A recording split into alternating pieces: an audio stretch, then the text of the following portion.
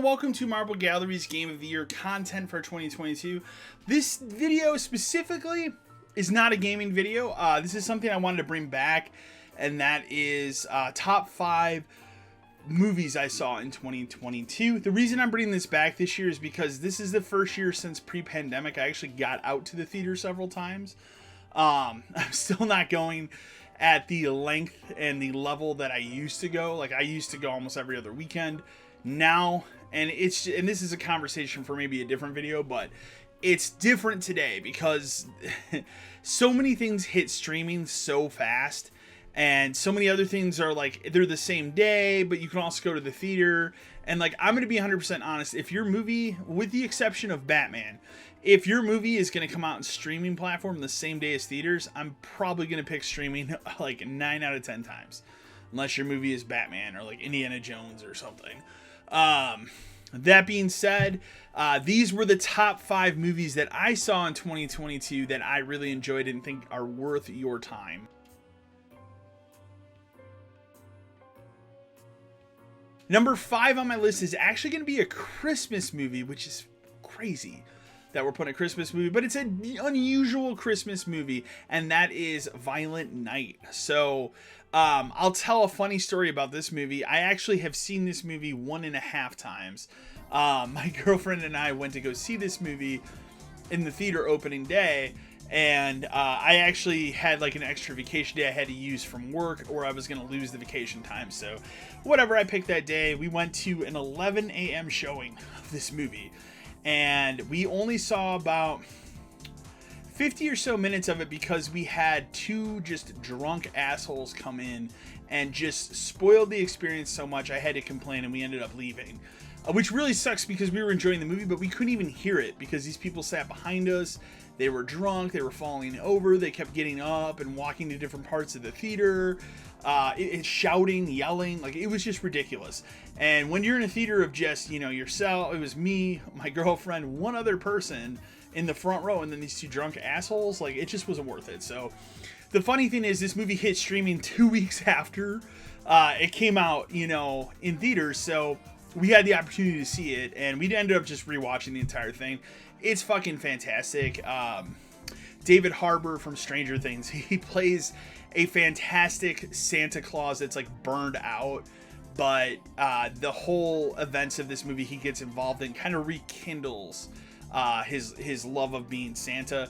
They do play with the mythos of how Santa becomes Santa. He does have a very interesting background. I don't want to spoil it. And the movie is called Violent Night, so you can expect a high level of violence. Some great action sequences. I'd say akin to like a John Wick, or maybe like that Nobody movie with Bob Odenkirk.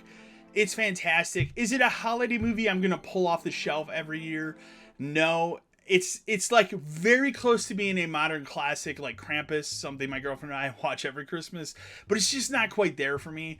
But it is a movie I definitely will watch over, a few times over again for sure. It's a highly enjoyable, highly recommend it. That's number 5 on my list.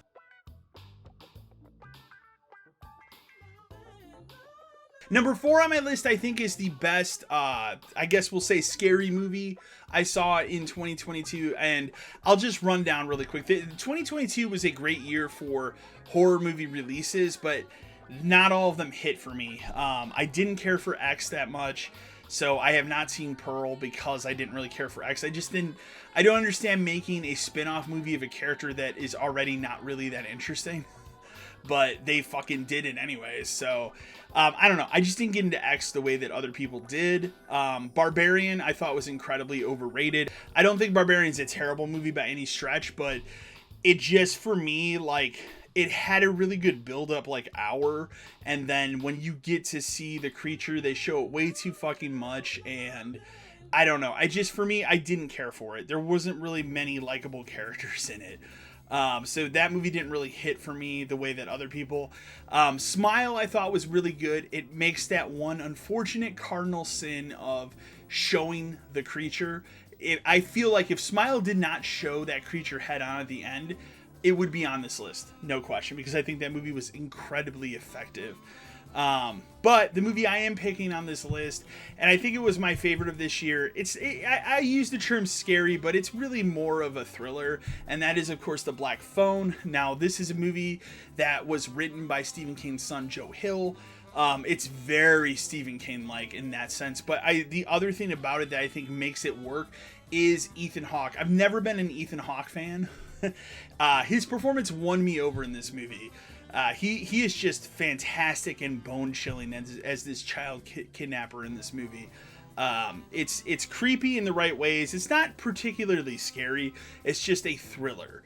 And I think it's just effectively done so well from beginning to end. Fantastic movie. Highly recommend it. That's number 4 on my list.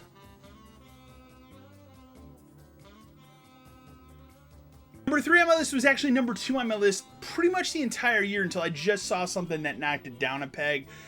This, of course, was, I think, also the second best movie I saw in the theater this year. I actually saw it opening day, and that is Top Gun Maverick. It was like, this was the movie, right, that we've been hearing about for the last 2-3 years. It got delayed again. The entire time, Tom Cruise like, no, this movie needs to come out in theaters. Obviously, we know now it was a tremendous success. I think without Avatar coming out, this would have been the number 1 movie of 2022. It soared. It soared in the theater and just kept going. But what makes Top Gun Maverick so good is that it's a sequel that's almost better than the original. Like, I love the original Top Gun, but I don't think it's as good as people put it on the pedestal that it's on. And I think Top Gun Maverick just improves upon it. It's a fantastic sequel that works on its own, and it hits all the right notes and beats that it needs to. It's also a movie that demands to be seen in the theater. It's an incredible theater-worthy movie.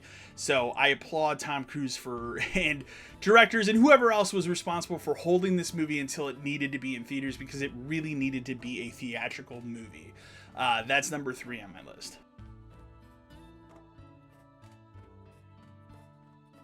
Number 2 on my list is a movie I recently saw. I kind of wish I would have seen this in the theater because I would have liked to sit around an audience and gotten their reaction.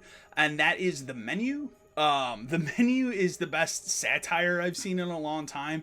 It is a dark satire of foodie culture and just how people are so obsessed with, you know, all these different recipes. You know, you think of like the Gordon Ramsay foodie obsessed people. That's what this movie is taking shots at. It is incredibly funny at times. It is incredibly dark at times. Ralph Fiennes's fucking fantastic as a Gordon Ramsay like character. You have all these other, Nicholas Hoult, he's fantastic as this just over obsessive foodie. The other thing I loved about this movie is there's so many twists and turns you just don't see coming and are not prepared for. Like, I will tell you, the movie you're going in to see is not the movie it ends up being by the time you're done with it because of all the twists and turns. It puts someone like M. Night Shyamalan to shame. Fantastic fucking movie. That's number 2 on my list.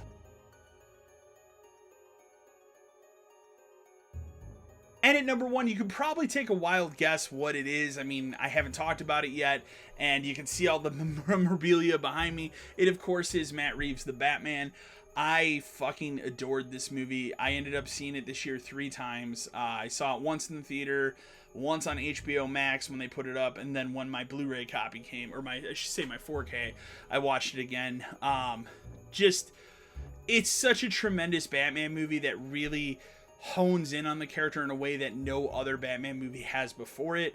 Is it flawed? Absolutely. Is it bloated? Absolutely. But there's so many good performances. Again, if anybody had any question that Robert Pattinson could be Batman, they don't after watching this movie. Zoe Kravitz was phenomenal as Catwoman. You had Colin Farrell in there as like a career-defining Penguin. Just every actor that steps into this movie is just fucking fantastic, and the story is really tightly written. It does go a little off the rails at the end because I felt like they needed to have their big bombastic moment, which didn't come in the first 2 hours, and that part of it is where you can kind of question, like, should they have gone this far with this? Should they have not? But overall, I fucking loved and adored The Batman. Best movie of 2022. That is my top 5 list of best movies I saw this year. I'd love to know what movies you saw that you liked in 2022. Remember to like, share, and subscribe to the channel. And as always, till next time.